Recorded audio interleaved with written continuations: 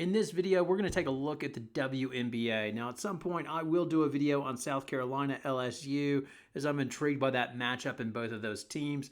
But this one, the WNBA, oh my goodness, what are the Chicago Sky doing? We're going to take a look at that as it appears they are playing games with Chennedy Carter.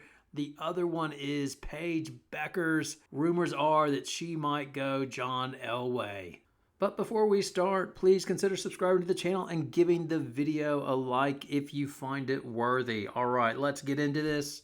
So what are the Chicago Sky doing? I'm sure you're aware that they have sent out qualifying offers to Michaela Onyenwere, Dana Evans, and Nicola Milik. Now, I believe Milik is not a restricted free agent. I believe she is a reserve free agent. So basically, she has to return to the Sky. With the other two, Evans and Michaela Onyenwere, basically, Chicago can give them an offer, and then they can go and shop around and see if they can get a better deal. And then after that, Chicago has the right to say, take that better deal, or no, we will match that better deal because we want to retain you. And the Sky announced this on the 14th of January. So the question is, there's one notable player they could have turned in, like Evans and Onyenwere. They could have made Chennedy Carter as well a restricted free agent and made a qualifying offer to her as well. But they have chosen not to do it at this stage. Now, they still have the ability to make an offer to her up until the 20th of January. So the question is, why haven't the Chicago Sky made a qualifying offer to Chennedy Carter? Because essentially, if they don't make a qualifying offer, then she can walk and go anywhere she wants, and the Chicago Sky would not receive any form of compensation for her. It's just letting her walk for free. Now, the reporter Annie Constantine from the Chicago Sun-Times, she's usually pretty plugged in with the Sky. She had this in her column saying the reason Chicago might not have made a qualifying offer is because there are questions about her commitment to the team on the court and its culture off it that could contribute to the Sky being unwilling to even make the offer to Chennedy Carter. And one of the risks, I guess, if the Sky are of this mindset, hey, we want to start a new culture under new coach Tyler Marsh, we don't want to risk Chennedy Carter coming back to our team. Because what could happen, they could make a qualifying offer, nobody matches it, and then they're on the hook to bring Chennedy Carter back. Is that the scenario of why they are not making a qualifying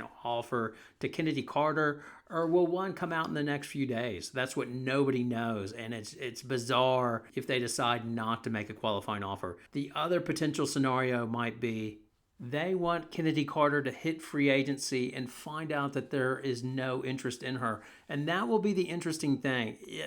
Either way, if they don't make a qualifying offer, will anybody else pick up Chennedy Carter? She won't go back to the Atlanta Dream. That seems very unlikely. Their coach's analytics and wants to shoot three-pointers, plus her pass there. Seemed doubtful she'd go back after her time with the LA Sparks. The Mercury, I don't see that. The Sun, obviously not, because Mabry's on the Sun. The Fever, hard to envision her playing with Caitlin Clark. The Liberty, I don't see that one either. The Mystics, I don't. The Wings, no. Maybe the Valkyries, they'll lose a lot of games, but I'm sure their coach, we want to start a new culture. Do they want Chennedy Carter there? The Aces, would they take a chance on her? But they're a three-point shooting team as well. No way she goes to the Minnesota Lynx. I don't see that either. Plus, they've got Courtney Williams playing point guard on their team. I'm not saying that Chennedy Carter is a point guard, but those two have history. It's hard to envision those two playing together on the same team as well, and Cheryl Reeve wanting her. And the Seattle Storm have so much drama going on. It's hard to envision them wanting to bring Chennedy Carter to the mix with her playing with Skylar Diggins-Smith. I do not see it. But at the same time, I cannot envision a player that went for 17 points per game and shot 47% from the floor. I cannot envision that she will not be able to find a spot on a WNBA roster.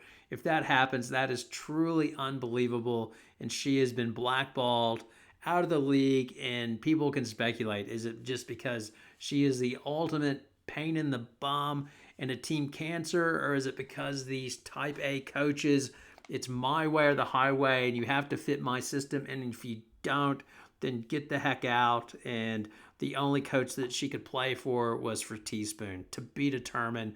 But man, this one is very bizarre.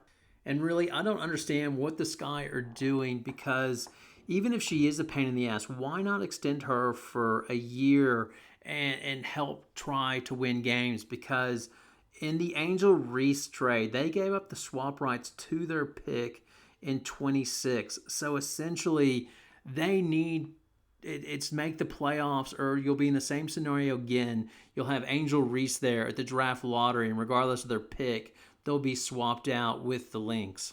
So Chicago needs to win to avoid that situation happening again. And if they want to win, they need Chennedy Carter. She is the one that made them competitive last year.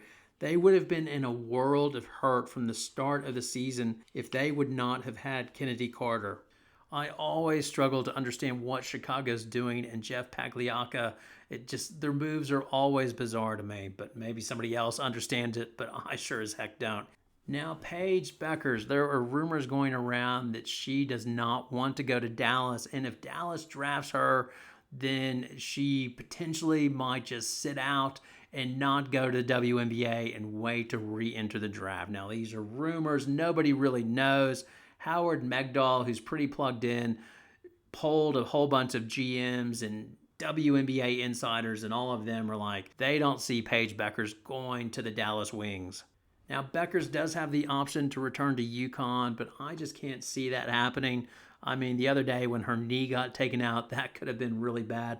Not only that, she's already taking so much incoming already.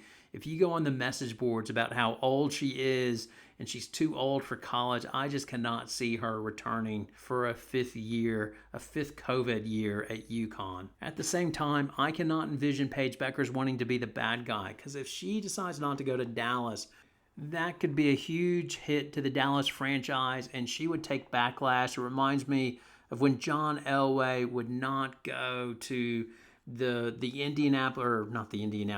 Baltimore Colts.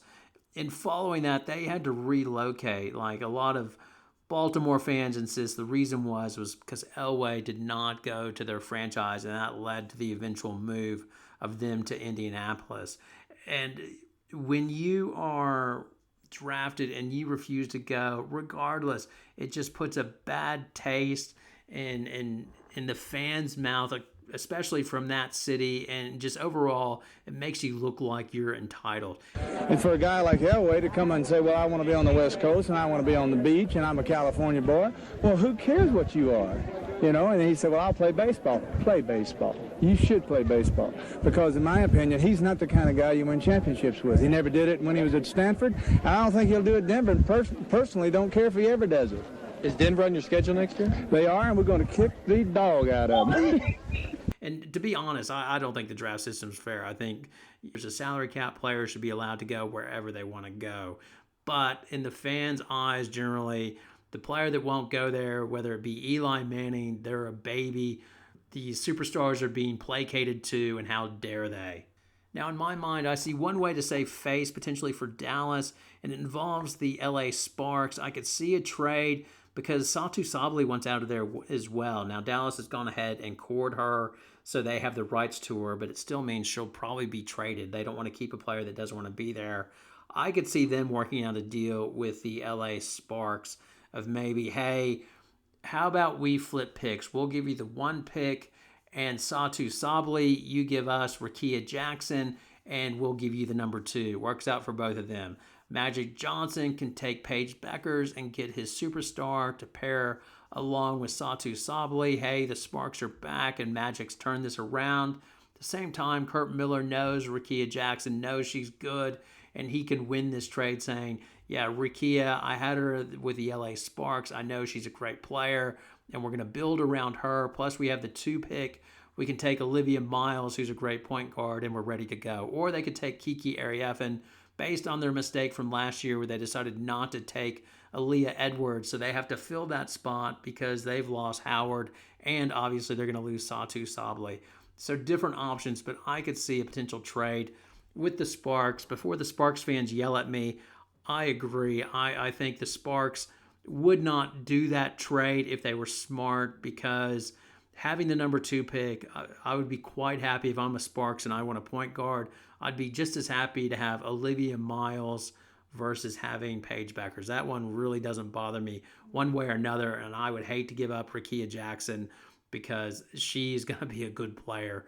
But to be determined, you never know with Magic Johnson, and maybe he takes a liking to, thinks, I want the big superstar, and he likes Bueckers better as well, with the ability to combine her with Satu Sabli, although she has an injury plagued history, and is it worth giving up that much to get her as well?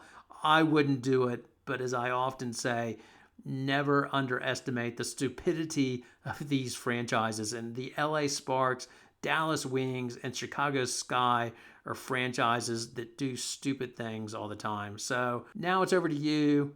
With Chennedy Carter, what games do you think the Sky are playing? Do you see them giving her a qualifying offer? And if not, why? And do you see her getting another spot in the WNBA? And who with? Like, who's the team that's going to take Chennedy Carter on? That's my question. And then the Paige Bueckers situation. Do you see Paige Bueckers going to Dallas?